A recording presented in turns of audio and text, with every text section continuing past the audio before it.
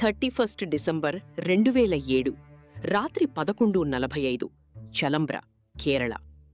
ఆ రాత్రి యావత్తూరు సంతోషంగా ఉంది. పిల్లలు వీధిలో పరిగెత్తుతున్నారు. టపాకాయల శబ్దం ఆకాశాన్ని చీల్చుతోంది. ప్రతి ఇంట్లో వెలుతురుంది, నవ్వుంది, జనమున్నారు. 2007 పోతోంది, 2008 వస్తోంది అని అందరూ అనుకుంటున్నారు. కాని ఆ ఊళ్ళోనే ఒకచోట, ఒక చీకటి గదిలో నలుగురు మనుషులు నేలమీద కూర్చుని చేతులు మురికి చేసుకుంటున్నారు. వాళ్లకి పండుగ లేదు, వాళ్లకి సంతోషం లేదు. వాళ్ళు చేస్తున్న పని ఒక్కటి, తవ్వటం. నేల కింద నుండి పైన ఉన్న బ్యాంకు వైపు నేరుగా తవ్వటం. ఆ బ్యాంకులో 80 కిలోల బంగారం ఉంది. రూపాయల్లో చెప్పాలంటే కోట్లు. ఆ బంగారం అందరికీ తెలుసు, కానీ అది తీసుకోవడం ఎవ్వరికీ సాధ్యం కాదనుకున్నారు. ఒక్క తలుపు తీయలేదు, ఒక్క గాజు పగలలేదు.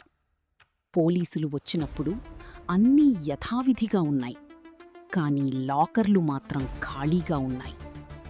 ఇది ఎలా జరిగింది? ఎవరు చేశారు? ఈ రాత్రి మొత్తం మీకు చెప్తాను. మే 2007 తెల్లవారుజామున మలప్పురం జిల్లా. షాజీ అనే మనిషి అప్పటికే చాలా కష్టాల్లో ఉన్నాడు. అప్పులు తీర్చలేకపోతున్నాడు. పని లేదు, డబ్బు లేదు, దారి కనిపించడం లేదు. ఆ రోజు తెల్లవారుజామున అతను సముద్రం దగ్గర నిలబడ్డాడు. అలలు చూస్తూ ఏదైనా చెయ్యాలి అని మనసులో తిరుగుతోంది. చలంబ్రలో ఒక కోఆపరేటివ్ బ్యాంకుంది.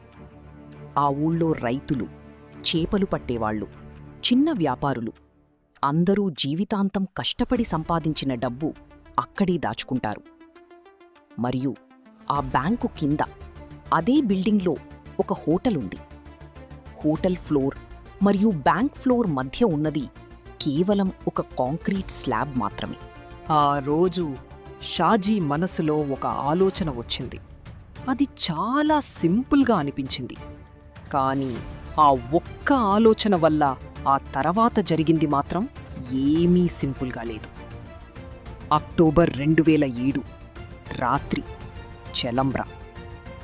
షాజీ తన నమ్మకమైన స్నేహితుడు బిజూని పిలిచాడు. Biju construction worker.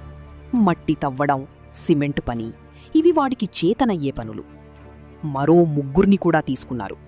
అందరూ ఒకే గదిలో కూర్చుని ప్లాన్ చేశారు. ఇది కేవలం ప్రారంభం మాత్రమే. అసలు దొంగతనం ఎలా పూర్తయిందో తెలుసుకోవాలంటే పార్ట్ 2 కోసం ఇప్పుడే సబ్స్క్రైబ్ చెయ్యండి.